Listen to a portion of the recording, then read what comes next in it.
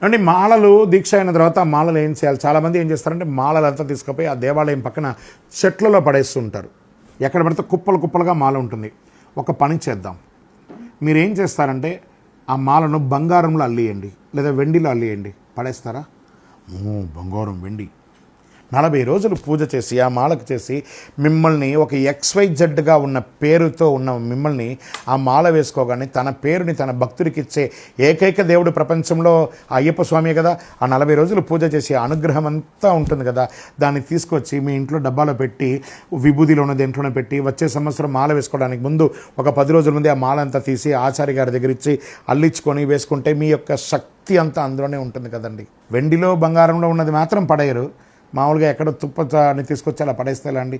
ఆ శక్తి మీరు యొక్క ఆ భగవంతుడు కూడా ఇన్ని రోజులు పూజ చేసి నేను నీకు మిగతా రోజులు నీకు అనుగ్రహం చేయాలంటే నా పటాన్ని, నా బట్టల్ని, నా మాలను అన్ని తీసుకుపోయి ఎక్కడో ఒక చెట్టు కింద పడేస్తావు, నీకు అనుగ్రహం ఇవ్వాలంటే నేను ఎలా ఇవ్వాలరా అంటాడు భగవంతుడు.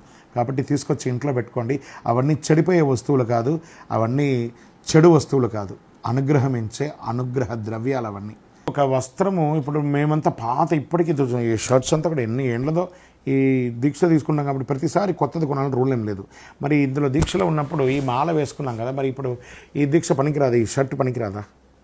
అందులో ఏమన్నా ఈ 40 రోజులు మాత్రం మళ్ళీ పనికిరాదని ఎక్కడ ఉండదు కదా. షాప్లో కొనుక్కొని దాన్ని ఎన్ని రోజులు చినిగిపోతే మళ్ళీ కుట్టి వేసుకోండి, తప్పేముంది. శరణమయ్యప్ప.